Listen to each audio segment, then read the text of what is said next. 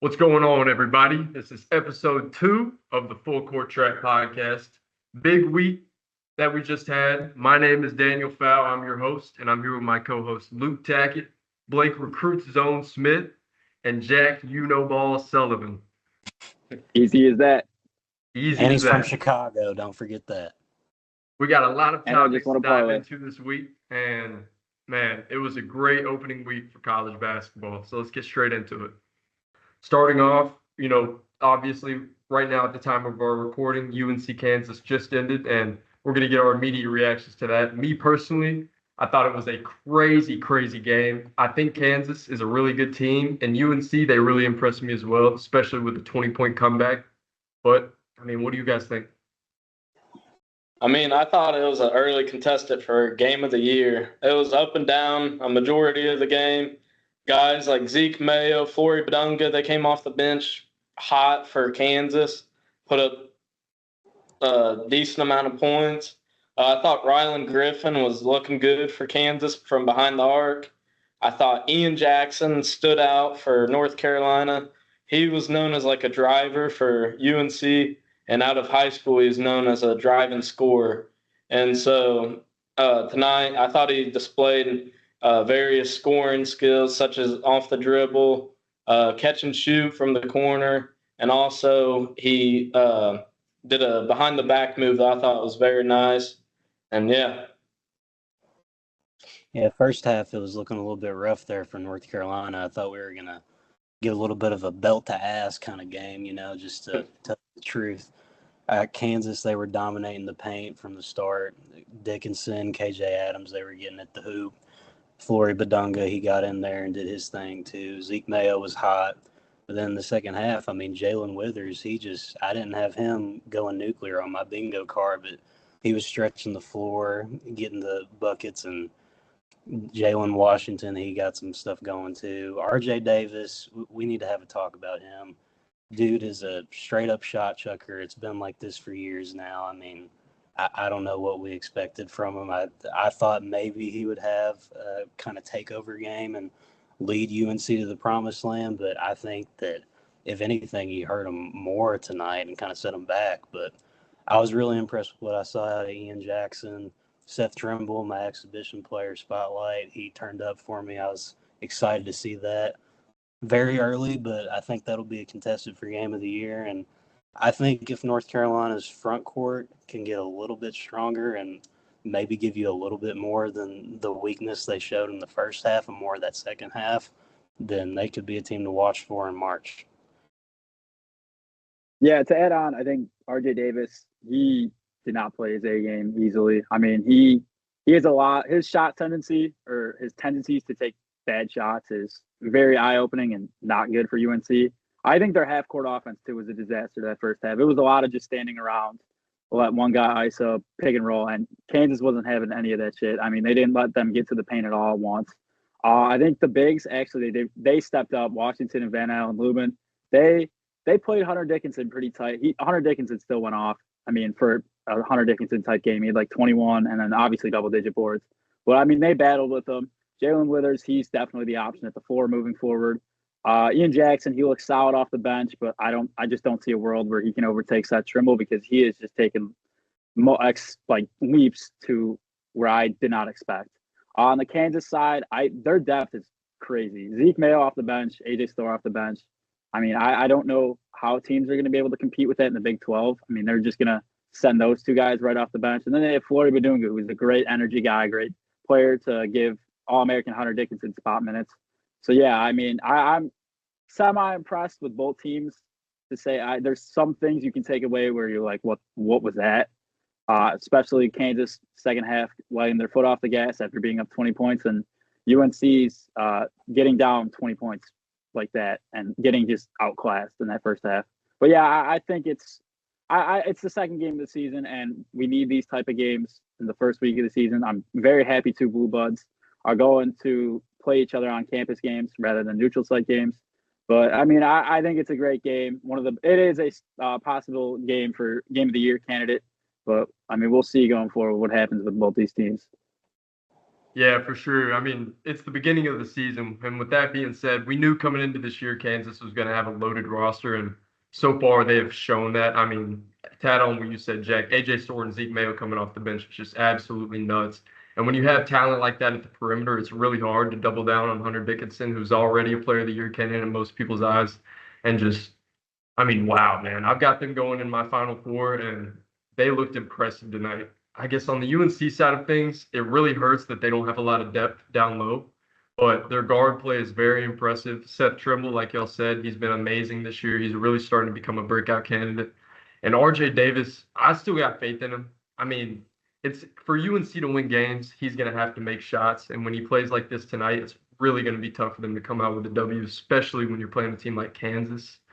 But I mean, overall, I think UNC is going to have a pretty good season. They impressed me a lot more than I thought they'd do. But Kansas, man, they look like the number one team in the country, without a doubt. Yeah, I got one more thing to add on that I forgot to completely talk about. Cade Tyson, their big transfer ad this year. What was that? This dude is like was this dude is Cardio, not baby. ready. This dude is not cardio ready merchant. Cardio merchant. Not ready at all. Not ready at all for the spotlight. I mean, his one shot I saw him take, he catches the ball off out of bounds play, catches it, like pump fakes, and then just shoots a midi from the baseline, completely airballs it. I sat there like, what? This kid, like, I don't know how much they paid him. This dude is the Nick Timberlake of 2024, 2025, and that's saying something. We're 2 games in, you can already deem him that. That's absurd.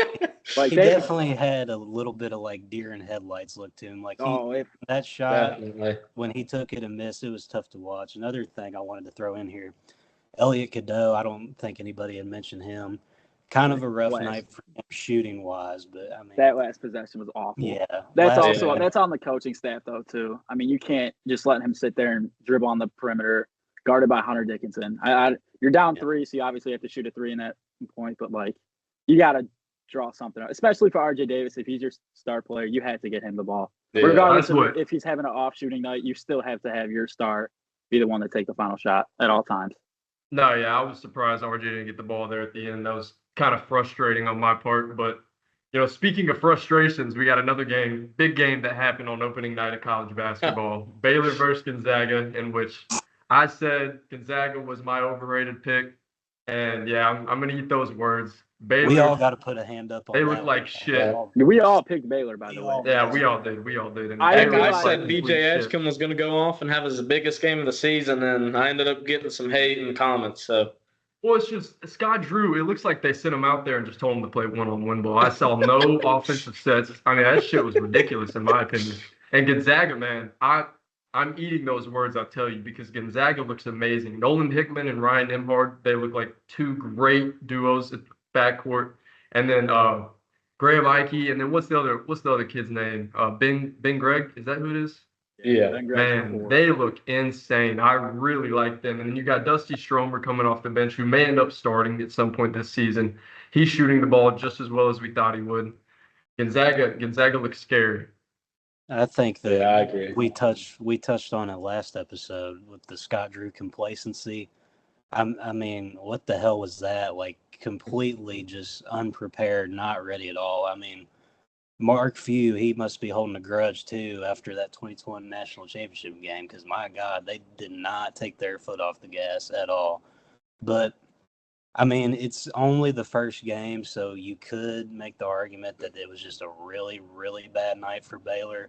But I think it would also be just it would be a crime to not say that that was bad and is just a warning sign for what could result in the coming weeks. And they've got a tough test coming up here against Arkansas that we're going to hit on later. So I'm a little bit worried about them, and they're going to have to get it rolling quick because that game's looming on them here in the next about 12 hours. Yeah, so after watching that game, that game was a disaster on all fronts for Baylor. They have no depth. They have no size. I mean, they're running Norchad at the 4. I think he's an undersized 5 at the best. But, like, I don't know what the hell Scott Drew was doing. I'm going to put it – I'm like we just talked about this. There were no adjustments. There was no nothing.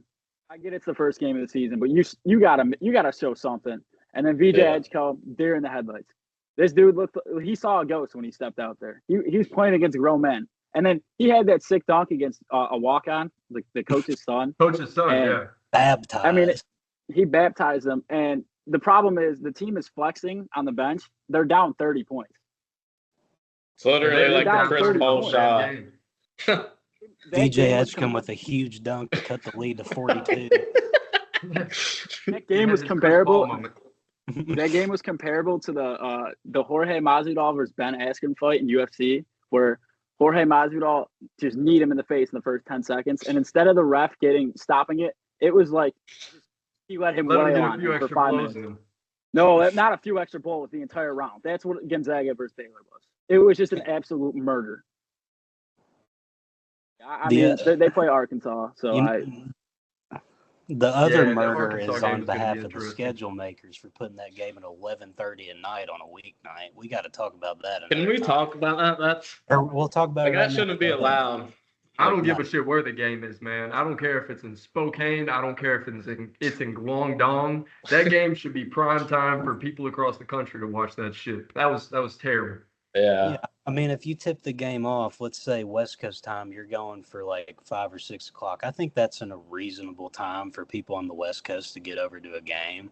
But like putting the game it's 8:30 for them. Like, yeah, that's prime time hours for them. But like, you got to think about the other half of the country, the viewing audience you're losing for a primetime matchup to kick off the college basketball season. And like the struggle with college basketball in recent years is I think it's kind of lacking a little bit of national intrigue, and like that brand isn't really there to start the season. And you're not going to improve on that when you schedule these games that are just like in the middle of the night when people got to go to work the next day. It's just that's a completely egregious by the schedule makers. Yeah. Well, as I'm watching it right now, it's looking like Alabama's going to pull away with this game and not get upset. But speaking of upsets, we had a big one. Tackett, your overrated pick, Texas A&M lost to UCF on opening night of college basketball. You got any thoughts on that? Look, I told the people. I mean, what do you expect? It's the same core led by shot-chucking Wade Taylor that has not been able to get to the second weekend of the tournament the last 2 years. I mean, nothing's going to change. I'm looking at the stats right now. Wade Taylor, 4 for 15 from the field. The team shot 36% from the field as a whole, 30% from three, and UCF actually shot worse from the field from three, I believe, and they still found a way to pull that game out.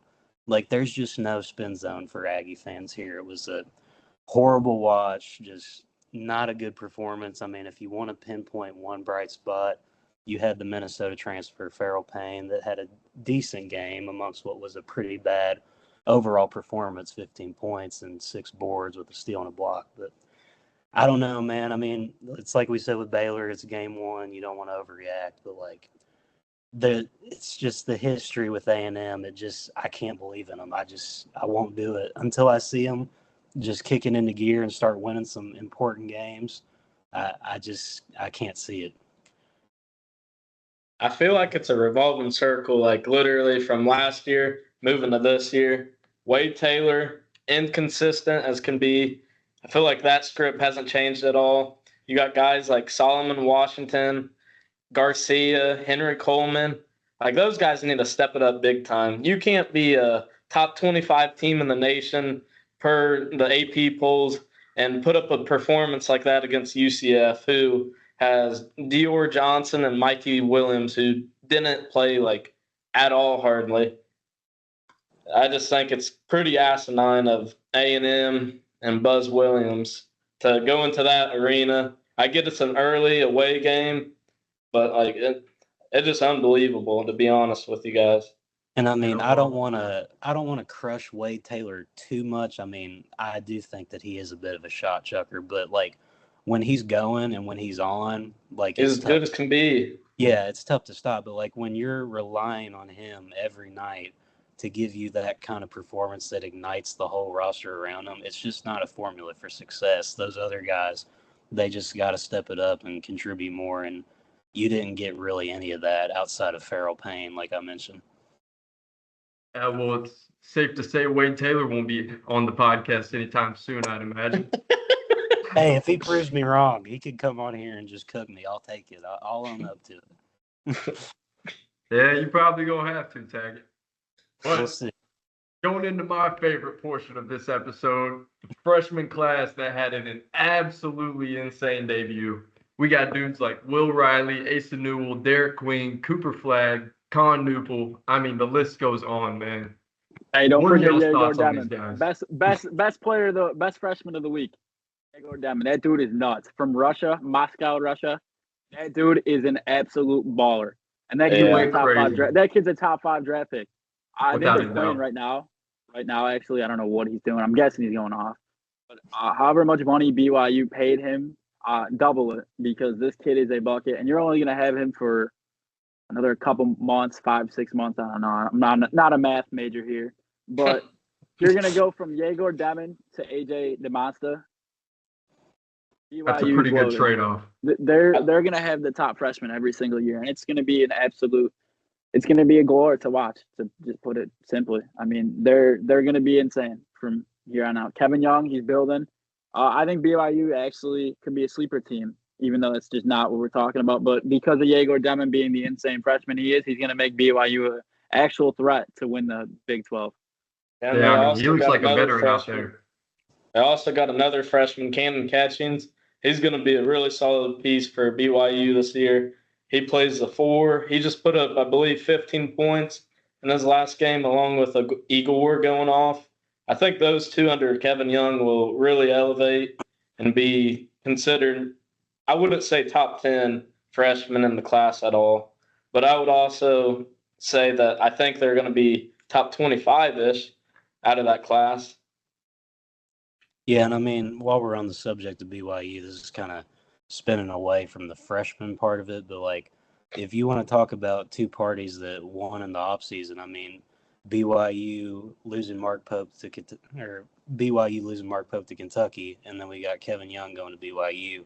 I think that's worked out great for both schools because Kevin Young, he's going to bring in the talent. The NIL sources are behind them. And likewise at Kentucky, that's working out pretty well for them so far, too. It's been a breath of fresh air. They had a decent performance this past week as well. We won't go super far into that because we already kind of covered it on the social media. Go look at my rapid reaction from Lexington. But, yeah, I think that Kevin Young, he's building something good at BYU, and I definitely think that they're going to be a team to look out for here in the next couple of years and even this year, like Sully said. Oh, yeah, they look insane, but I mean, man, there's so many freshmen to talk about with this class. I guess if I had to ask y'all, who would y'all say are y'all's top 5 in the mock draft right now? I'd have to say Cooper Flagg is the obvious number 1 overall right now. Definitely. I wouldn't call him a stat patter at all. I would say he racks up stats very well. The kid can do everything. I was watching that game tonight against Army, and it was obvious he's the best player on the floor. Probably will be a stud in the NBA eventually. Ace Bailey, he hasn't been able to play during the regular season yet. He's been out, but I think he's going to be a top 5 lock. Dylan Harper, he just put on a show against Wagner, who they're weak, but I mean, he still showed off his ability to change his pace, being able to score downhill, taking shots from behind the arc. I thought he did really well that game. I think Con Kneppel, he's a guy that kind of came out of nowhere realistically. He was a 4-star, but he was like in the 70 range, I believe. And then also for my 5th guy, I would say Will Riley. That kid put on a show. I think he's going to be elite, honestly. Well, I have a question about Will Riley. Yeah. So do you think Will Riley is going to produce consistently? What do you think? I believe so, yeah. Because I think he's going to be an on and off player. Like he's going to have performances like this where he drops 31 points. But then I think he's going to have performances where it's like 5 points and then on like 2 of 11 shooting. Yeah. Which I think could is see that, yeah. edge kill. I see. But What did he shoot from the field first night? I'd have to He check missed real maybe quick. like 2 shots or something like that. Something like that. Obviously, he's not going to every night be that consistent, but I think he'll be at least high 40, mid 40% from the field. just with Will Riley, especially when I see guys like that, they go off one night and they'll shoot, 90% or whatever from the arc or whatever it is. Mm-hmm. It always kind of, I don't know, it's hard to say, but those type of guys, you can kind of see that it's either when they're on, or when they're off, they're off. And I think for the games that he finds his stroke, he's going to be absolutely insane. And he's a pure scorer, but I can imagine those nights when he's off because I mean the kid's 17, he's young, he doesn't know, he's not experienced in the college basketball realm, I guess you could say yet. And I agree with Jack. I don't think he's gonna have performances like that every night. And I think more often than not, you may see him struggling from shooting a whole lot. But that's not to hate on the kid because he went absolutely insane on opening night. Yeah, I got something I want to throw out here while we're talking about the freshmen. So I think that going in, like before game one, we all would have agreed that VJ Edgecombe would be like pretty high up on our list of like top 5 freshmen. Do we think that that's taken a drastic hit after that first game? Like, do we need to temper expectations? You know what I'll say? He's not the best freshman in Big 12. Or no, fuck, yeah, he is actually, because I forgot. Texas is in the SEC now. Trey Johnson is. Yeah. If Texas was in the Big 12, Trey Johnson would still be. Trey Johnson Johnson would be the that number one. dude, man. That kid's a bucket. Top five. I probably spaced. I probably should have thrown him in my top 5, but it's whatever. I'll probably end up getting flipped and put all over social media now saying that shit. And that kid can do more than just score, man. I think in his debut he had 5 assists and 5 rebounds too. Yeah, he's a competitor too. He's nice. He's a competitor. I was watching Ohio State. That I'm expecting this kid to only be looking for a shot. And no, he was clamping. You got to stop, and he's clapping in the other dude's face. I'm like, all right, this kid can play. And now, while we're also talking about freshmen from that same game, I'm Mobley. I'm going to be honest, no clue about your game, and I'm sorry about that. But what the hell? This dude is. I looked up. I forget which game I'm watching. I peeked up for like 2 seconds. He just fires up a 30-foot three and just drains it. I was like, what the hell? And then he made 3 other threes too. So this kid. He was doing that at Wasatch too. Kid's elite. Yeah, he's very good. That Ohio State backcourt is tough. Yeah, they're nice. They got experience, and I mean they've historically been good in non-conference games, and I mean that night proved it without a doubt. Texas as a team, they have work to do, and I like them bringing in guys like Jordan Pope. I've been a huge Jordan Pope fan since back when he was at Profilic Prep with Jalen Green. I'll go that game though. He's a good player, but man, I think when it comes to VJ Edgecombe's draft stock, I'm definitely not out on him yet because if he does find a shot and he gets that going, I think he's, put right back up into the top 5. I just think, with this week of freshman debuts and just how good this draft class is, it's kind of hard. I mean, you have to be on your A game right now to be considered top 5. I mean, it's been absolutely crazy. I was going to say, I wouldn't throw him completely out yet. I still think when he's at his peak, he's definitely in that top 5 freshman range. I mean, I think we can all agree nobody's going to top Cooper Flagg this year.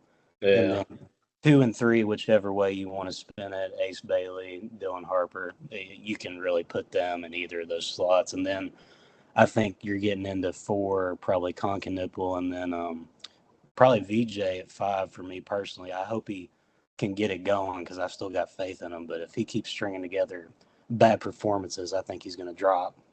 This Arkansas game will be very telling because they're also playing another team full of athletes. He's probably going to have a Duthiero on him. Duthiero, he's a very good player. He works his ass off. He did it at Kentucky. We'll see how he performs again. Duthiero has size on him, but VJ is an elite athlete. I think it's going to all depend on that outside shot, though. I mean, you can't just rely on athleticism to coast by. I mean, some players can if you're generational, like Zion Williamson. He didn't really need to knock down threes in an elite clip, but I don't know. I just don't think VJ can coast by just being off an elite athlete. I think he's going to need to show a perimeter game and a little more than that. I mean, he can get to the bucket. We know that.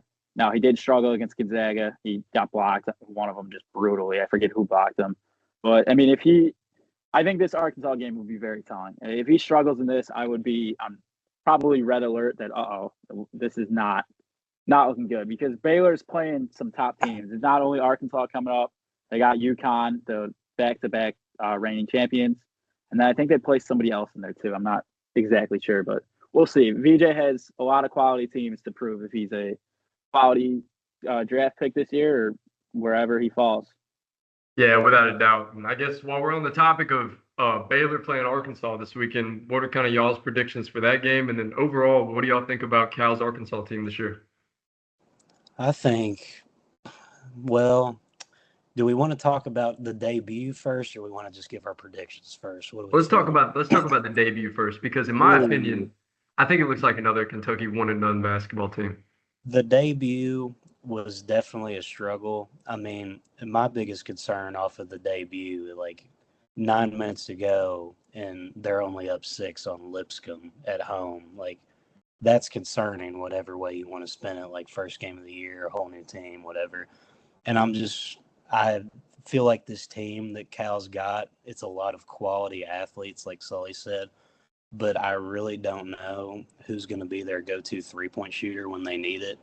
I mean, Boogie Flan, he was very inefficient with the three ball in that first game. They all were. I think they shot 21% as a team the first game from three, which is not a good sign at all. But yeah, I'm a little bit concerned about Arkansas, and they've got a pissed off Baylor team coming into town. I think that it could really go either way.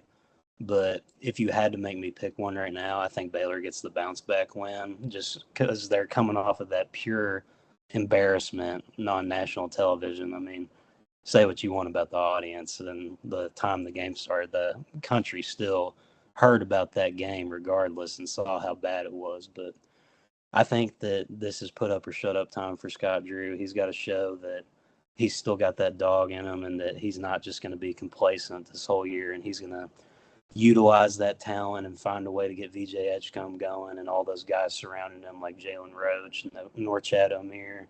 It's going to be a good game, I think. But I'll say if I'm going to throw a score out here, I think it's going to be a little bit low scoring. I'll go 68-62 Baylor. I mean, I don't think I'm going to really give a score prediction or a winner because last time I did, it was a complete shit show for me. It was But for I all think of us. No, you got to give us one, Blake. What was that? You got to give us one, Blake. We're all doing Say it. it with your chest now. All righty. So I think Baylor's going to come out with a win. Yeah. 65-62. I think it's going to be a lot closer, a lot more of a defensive battle. I think the Calipari offense is looking pretty much the same. There was a lot of dribble drives I saw, a lot of standing still almost. I thought Boogie Flan, even though he shot 1 of 8, I think he's going to be a leader on that team. Adu Thiero is going to be productive. Trevon Brazil, I thought, was one of the best players on that team. I thought John L. Davis looked as good as he always does. And Baylor-wise, I think Jeremy Roach has to pick up his production. I think you touched on it a little too, Luke. Norchad O'Meara, I think he also needs to pick it up because I just feel like he's a cylinder block in that last game against Zaga. He just didn't do much besides stand in the paint. He's got to be able to move a little more instead of just standing like a mannequin. Yeah, my big thing going into this game, I'll talk about the debut real quick. Shout out Rob Doster for saying this first. I don't think the sophomores, I don't think they stepped up. I don't think DJ took a step forward. I think Big Z still slow as molasses. I mean, he's just a defensive liability. So is his brother at Illinois, but that's a different story. I think Fierro's still a good player. I don't trust the outside shot.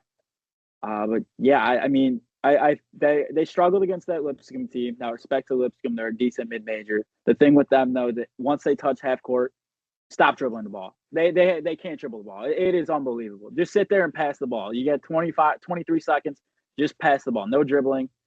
I mean, it is what it is. They won, so no reason to complain. But my prediction, I'm going to take Arkansas, actually. I do think Arkansas is going to get this done.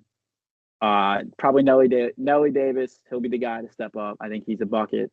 But Scott Drew, I'm calling you out once again. I think you've gotten complacent. I think you got to show something. If you've had 3 second round exits now, you've lost to Creighton, Clemson, and UNC. You've had a lot of talented guards that year. You've had some quality big men, quality wings. You have to show something here, Scott Drew, and I'm going to be taking Arkansas. So let's see you prove me wrong. I honestly, man, if I had to pick a team, I think I'd go with you, Jack. I think Arkansas is going to come away with it. But I mean, Baylor, I would like to pick them because, like y'all said, it'd be a revenge game for them. You know, them being a I don't pissed off trust the revenge team. game though. I But think they've rolled over and died. yeah, they didn't show me jack shit in the first game. There was absolutely no offensive sets being played, and if that trend continues, I see Arkansas winning it. However, I don't think there's going to be a lot of good defense played in this game. I think it's going to be a little bit more high scoring. Nothing crazy, but maybe 77-72 Arkansas, or maybe, even a wider margin. But Yeah. I mean, you got dudes down low. And if I'm correct, Big Z started for Arkansas, did he not? Yeah, Jonas Adu was a little hurt, but they need Yeah. Adu too. Okay, He's is gotta Adu be hurt? big. I was wondering that. If Big Z starts again and gets a majority of the minutes down low, I think it's going to be I would like to think that Baylor's going to attack the paint a lot and, move the ball around to where he's going to have to be going from kind of coast to coast inside the box, and they can kind of attack that. VJ, he needs to get that outside shooting going. I mean, it was an absolute shit show in the first game, but his athleticism is obviously off the charts. I mean, there's nothing to say about that, really. I like Rob Wright coming off the bench. He's really impressed me in that first game, and I think if he continues to do what he's doing off the bench, Baylor could have a good game. But yeah, I'd have to go with Arkansas for that one. Yo, those Montverde kids are nuts. We didn't mention them. Yeah. Derek Queen, 22 and 20. Holy Yeah, and shit. Asa That Newell, kid out what, Maryland's a beast. 26 and 11. Yeah, Yeah, that entire Montverde squad has been insane. We got a split panel here on the Arkansas Baylor game. We do. Yeah, finally. We're rolling the Hogs. Another We'll see how matchup. this goes. So at least some of us are going to be right this time. Another matchup I'm going to be looking at in that game for me personally, my breakout pick. I want to see how DJ Wagner goes against Jeremy Roach, what that battle is going to look like at the point guard spot, because I think this is a game where if we're going to see a breakout from DJ this season, he's got to take over and he's got to win that battle. And I think he's got it in him. I'm not 100% sure because I am a little bit discouraged about his inability to perform against Lipscomb. But these are all game one reactions. There's still time to build, and I'm excited to watch that game for sure, though. But I think that's one matchup that people should be looking out for. Yeah, for sure. I'll be honest. As of right now, I consider that the battle of the overrated 5 stars. But they That's just, fair. I mean, I like DJ and I like Jeremy Roach too. I like Jeremy Roach at Duke, and I thought him coming to Baylor would be huge for them, but he did not impress me in that first game. He's got to do a lot more, and I think he can. Same with DJ. But as of right now, I think they're very overrated. They gave I Roach just don't a think he's a bag, point too. guard. He's got to earn his money now. What'd you This say, is Jack? money. I don't think Roach is really a point guard. I think he works best off the ball, but they don't have another point. Yeah. Well, they have Rob Wright, but I don't know. But if you can't have Rob Wright, Jeremy Roach, and BJ in the game at the same time, that's not a good You got starting Jaden Nunn lineup. too. Don't disrespect Jaden Nunn. That boy can clamp up. Yeah, he Sometimes. can. Sometimes. Well, speaking of games tomorrow, we got another big one, Auburn and Houston. This game, I know, Jack, you said you consider Houston to be a little overrated, and Auburn, it seems like they're having some issues with the team right now, with flights being landed a little early and brothers, teaming up going against their own teammates. But who y'all predicting for that one? This game Yeah, might take be Houston spread. It seemed like the Cardwell brothers just I think the Cardwell brothers thought that Kelvin Sampson snuck onto the plane. They were ready for war already. I don't know why they're fighting anymore. They don't even have Katie Johnson. Yeah, It's a you figured he'd be the cornball. first one to get into a fight if it was an Auburn team. That's what happens when you lose the leadership of Katie Johnson. Don't disrespect that man. And their second best player too is getting into it. Chad Baker Mazar. I think he's a very good player, but what are you doing fighting Dylan Cardwell and his brother? I don't know his brother's name. Sorry about that, but I mean, why? You just beat Vermont, who's a good mid-major team, by 50 fucking points, and now you're fighting on a team plane when you're going to go play a top 5 team in Houston, who is a very scrappy team. I want to know where Johnny Broom and Bruce Pearl were during this. Like, were they just chilling in the back with their AirPods in, or like were they trying to break that it video up, going. Or was Bruce hitting the World Star while tweeting about Trump or something? Johnny was sending it to ESPN as he was filming it. Did you all see that Bruce Oh, Pearl got Jesus. asked about how his Trump support was going to affect recruiting. What did he say? What was his answer? Did anybody figure out his answer? He kind of dodged the question, but I just thought it was very funny. We don't have to get into all that. I just thought it was funny. I don't blame him. Wasn't that a person from Alabama that asked him that question anyways, like a Yeah. Crimson Tide reporter? Yeah, it was Alabama.com. I want to say it was the website, maybe. But Yeah, I think that was a trap question. talk about interesting reporting. I mean, hey, if that's how you want to get your headlines, go for it. But Yeah, and I let's get found back out to the about game. that. I found out about that fight from an Alabama page on Twitter. Who's usually known as a troll. Shout out Nate Goats. But Oh yeah, I saw that. I was like, oh, this is a joke, and then it actually became real. I was like, holy shit, they're fighting on a team plane. Yeah.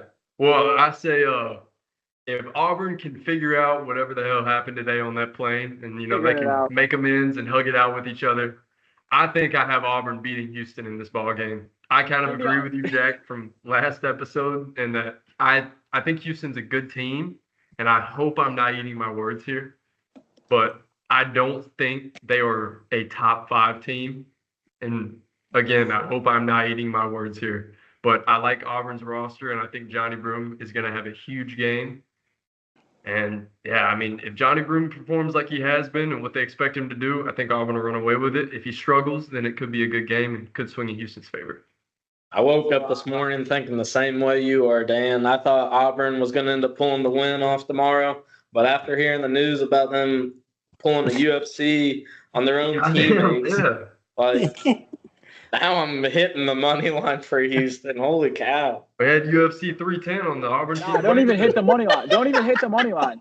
Hit Houston -4.5. It's probably even went up. People probably heard about the fight. -4.5. That's what I think. I'm gonna take them over 4.5 rounds.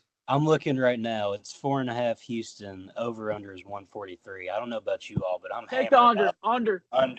What is it? What's the over under? Yeah. It's 143.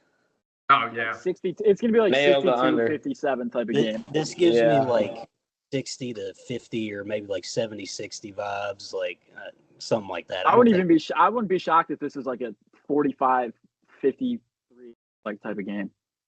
Like these teams are gonna just chuck some shots up, play some great defense, and go from there. Full on Virginia basketball type game. Oh, So, God. Oh, speaking, hold on. I actually want to, we're talking with you mentioning Virginia. I forget the exact date, but Villanova and Virginia play. Make sure that game does not touch your TV, your MacBook, your phone. That is going to be one of the worst basketball games to ever grace basketball. And Villanova just lost to Columbia, too. If Kyle Neptune's done, it's over. It's not looking good for Villanova. He ruined everything Jay Wright just built. that game's Nova sold their soul for those 2 natties. I ain't gonna lie. Hey, shout out Eric Dixon, though. That dude's a bucket. Unfortunately, your team, not so much. And your coach can't coach. That game's like it's a voices in the air type of game, like that WrestleMania clip, but like just for all the wrong reasons. in my head. But I was saying, actually, now I think about it, I think I am going to watch this game. I was saying I don't plan on watching it. Now I actually do really want to watch this because it's going to be a nightmare in every single facet. But like I'm excited. It's going to suck so bad. this I'm is Show you how to completely- not play basketball. This has completely gone off the rails from Auburn, so I'm going to try and steer us back on the track here because I haven't gotten my prediction off yet. But yeah, so we're taking the under as Dan gets ready for a UFC fight over here. I'm taking the under total score, and I'm kind of with Blake here. I think that whatever the hell happened on that plane today, I think it's just going to cause like a domino effect from here, and they may not be the same until SEC play starts. So we'll see. But I'm going to take Houston. Yeah. By like about They have to 8. go to Duke too. Best of luck to them on that one. Dear Lord. They're gonna be in for some hell playing in Cameron. I'll go Houston with a final score of 65-58. Reasonable. That's a low scoring ball game. Reasonable. Shit, I I would say don't have 65 high or hopes. 49. I'm thinking. Fair. We got to talk about another big time matchup tomorrow. We got the battle of the 2 teams that I just can't stand with everything in me, but I got to pick one of them. We got the Cards and the Volunteers going at it. What do we Oh think? God. Oh God. I don't know. Did you see the I think video that of is an Pat Kelsey? overrated ass game too. See that video of Pat Kelsey? Yeah, he was like begging fans to come to the game and stuff. I mean, really ruined the program. This should never have happened. It should never happen with Louisville basketball. But once that team picture coach. got out, I mean, shit, you got dudes with different jerseys on. That was unprofessional as hell. Yeah, I mean, this is a tough one to call. I picked Louisville as my team last pod that I thought should be ranked. So, but Tennessee, I mean, I think they're pretty decent too. So this is a tough one for me, kind of a toss up. I'm gonna go with Louisville in this one. It pains me to say it, but I think Louisville's gonna win. I think it's gonna be very close. I'll go 75-72. Cards get it done. Pat Kelsey gets the first statement win of the PK era. I gotta agree with you, Luke. I got Louisville in this one too. I think Kashawn Pryor is going to continue his huge leap that he's having right now. He's leading Louisville in 4 out of the 5 major stats in the team right now. He's got 18 points a game, 12 boards, 4 assists, and 3 steals. Granted, it's one game, so take it with a grain of salt. But I think him, Edwards Jr., Chuck Hepburn, they're all going to be productive players for that team. I think they realistically will win that game tomorrow against Tennessee, who I believe is not as good as they're projected to be by national media. I feel like it's basically that same team with Connect, and I don't think they have the scoring as they did with Connect. You take out the guy that basically led that team day in, night out, and you take that guy out, I just don't see a world where they're as good as what people say they are. I think that their success this season is really going to go where Zakai Ziegler and Chaz Lanier take them. Because, I mean, Chaz, he's kind of the guy that they brought in to kind of fill that Dalton Connect role. They were looking for an elite scorer in the portal. They got their guy. It was a tight race with Kentucky in the portal, too, I remember. But I don't know. Zakai Ziegler, I've got some questions about him. He's a great defensive talent. I think he's a very good playmaker, but his scoring ability, it can be a little bit limited at times. And when you're losing Dalton Connect, the guy who's I think is going to be a stud in the NBA with time, I just think it's tough to kind of replace that. But if Zakai takes a step up, if Lanier takes a step up, I could see them going up to their potential. But I'm like you. I think that Louisville gets it done and Pat Kelsey gets a statement win here. Unfortunately, give me Louisville. I don't really like either team, to be honest. I don't think the Tennessee roster, their makeup is really something I like. I don't think they really have the scores outside of Lanier, and Lanier is transferring up from North Florida, I believe. I couldn't tell you exactly, but like you said, I have questions with Zakai Ziegler. I think this is going to be a big win for the Louisville program going forward. I think Pat Kelsey has the potential to turn it around after what Kenny Payne put that through for the past 2 seasons, and I think college basketball as a whole needs Louisville to be pretty good because we need that Kentucky Louisville rivalry to get back to where it used to be, and that rivalry is special. Like saw that game. Those players hate each other. Those obviously the fan bases hate each other, and they were hating each other over a TBT game. Imagine that with college basketball. Imagine the 2 programs finally being good again. We need Louisville to be good, and I think they're going to be good. I think the ACC is down, so I'm going to take Louisville in this game, and I'm going to take Louisville going to the tournament. They're going to finally right the ship from what Kenny Payne set them up for these past 2 seasons. And Louisville I'll go 7 points. I think Louisville is a lot better team than they were. I mean, it's hard to not be better than you were last season. That's very hard. It's very, very hard. But I'm going to go solo on this one. I think Tennessee's got it. I still think Rick Barnes is one of the best coaches in college basketball. And Chaz Lanier, he's great transfer. I think that's the guy they wanted to lead their team, kind of an adult and connect role. And then I like Zakai Ziegler still. I think he's a good point guard. And if he can pass the way he can, even get a few shots in there and just defend like he always has, I think Tennessee's going to pull away with it. I like them bringing in Felix Okpara, Hamilton Heights, Chattanooga, 423, represent. But yeah, man, I think the Volunteers have got it. I don't agree with y'all at all. Dang. So Dan's gonna be the lone outlier here. Odd man out. I respect it, Dan. He's either gonna look like a genius on the TikTok You're a dumbass. Yeah, one of the two, man. I'm 0 for 1 right now, so fuck it. I can't do much worse. I don't know. I just think with how early this is in the season, and with it being at Louisville, like, well, granted, if Pat Kelsey's going around begging people to go to the game, that crowd may not be the greatest. I mean, we'll see. But yeah, stadium pulse is going to be a little low, I'm afraid. Yeah, I mean, to be honest with you, as much as I stand Tennessee fans, they know how to take over a stadium. Like, I would not be surprised if they maybe take up like 20 to 30% of that crowd tomorrow. Well, as we were filming, the Alabama game ended. And they ended up beating Arkansas State by, I believe, 9 or 8 points. And I guess I just kind of want y'all's thoughts. Does that worry y'all at all about Alabama?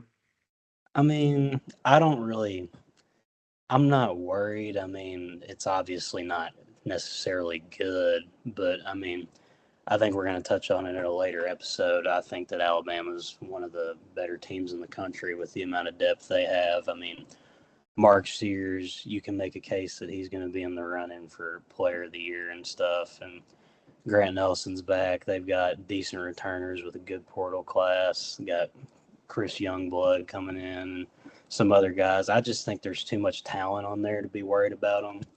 But if it becomes a trend and they keep struggling, I mean, you can kind of say this for every team that had a lackluster performance, then I'd be a little bit worried. But I'm not super concerned about this one. I just think it's one of those nights where you just got to find a way to win. And to their credit, they got it done. They avoided disaster, and it's just on to the next. Yeah, I'm not worried at all. Arkansas State, they have some talent. Darian Reed, Joseph Pinion from Arkansas. So they're getting guys from Power 5 level schools. I think it's a little skeptical. I don't think they should be only winning by 10 points against Arkansas State, even though their coach is a former Alabama assistant who can get talent and was very good at getting talent for Alabama. But they're still my national champion pick, and I'm not changing that anytime soon. They have the depth, like Luke said. They have the talent, and they have the potential national player of the year, Mark Sears. So I'm not changing my prediction. I'm not worried at all. They also have what I think is the best defensive big man in the country in Clifford Omarui. So and I think he also sold my parlay. So yeah, you were stressing about that before we hit record. Actually going to look at that. We're going to take a quick peek. Yeah, Blake, you take it from here while we get an update on that. I got y'all. So I think it was just another hiccup in a long season. I don't think Roll Tide has anything to worry about tonight. I think they should just go to sleep, get their 8 hours, go to work tomorrow, do whatever they got to do. I think Mark Sears is obviously a top 3 guy in the. He sold it. I respect. I won $200, $275 off Hunter Dickinson earlier today, so I ain't really that mad. You all are witnessing a gambling addict in live time, folks. This is why you subscribe to the Full Court Trap right here. Full Court Trap picks, man. We're charging $10 a week for our picks. We need to make get the Discord going. I agree with y'all, man. I think Bama doesn't have nothing to worry about. I mean, like Jack said, obviously you don't want to be losing to Arkansas State by 9 or 8 points, whatever it was.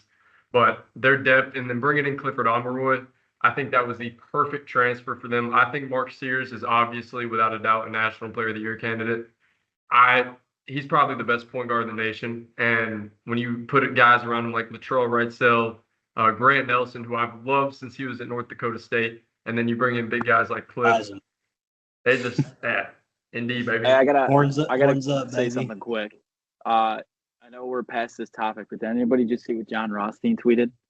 No. What? I'm going to read this word for word. Auburn is now currently on its flight to Houston for Saturday's game at the Toyota Center. So they're back on the flight. I don't know how it's going to go. Hopefully no scuffle breaks out once again.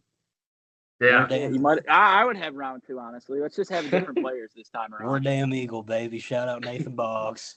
Yeah. Shout out Boggs, baby. Your one and only shout out of this entire podcast. This is the last one you're ever getting unless you guys win the Natty. Yeah. But yeah, one more topic I want to get into before we end episode 2. Yes, sir. Ryan motherfucking Kalkbrenner, dude. How about that? I think that's one of the best performances we've seen in college basketball in quite some time, minus Edie's performance he had last year. I just thought it was unbelievable what the guy was doing. He's coming off of screens like it was nothing, getting easy opportunities at the rim. He was stretching the floor for a couple of threes. I think he's really going to elevate that Creighton team as he's done the past couple of years. Oh, Yeah, I'm a little nervous about that Creighton team, though, to say the least. They were without Pops Isaacs, but like, who are they playing? It was like UT. Rio Grande Valley. Rio Grande Valley. Yeah, I mean, something like that. shouldn't have been a dogfight. And the thing is, I can't really say Ryan Kalkbrenner is going to be Player of the Year because, unfortunately, a guy who I said, hey, can't be the first option, Alex Caravan, had 20 points, 6 rebounds, 7 assists, 7 blocks. That's unheard of. So yeah, the big those two players. 18 and We 17 tried to on the warn way. you. We tried to warn you, I'm Dan. standing on Hurley. business though. I told you, I'm Maybe an you Alex suck. Caravan supporter. I But told with you. Creighton, I agree, Jack. If they're relying on Stephen Ashworth and Ryan Kalkbrenner solely this season, it ain't going to go well for them. They lost a lot of talent with Arthur Kaluma leaving and then Baylor Shireman going to the draft. And those guys helped out that team a bunch. But they're going to have to get something figured out because that's just not going to work. I mean, like I said, the performance from Ryan Kalkbrenner was amazing, but it kind of overshadowed the fact they kind of escaped with a win. Yeah. But I guess that does it for episode 2. I appreciate everyone tuning in. You can follow us on Instagram, TikTok, Twitter, and this video will be posted fully on YouTube. And yeah, appreciate all the support, guys.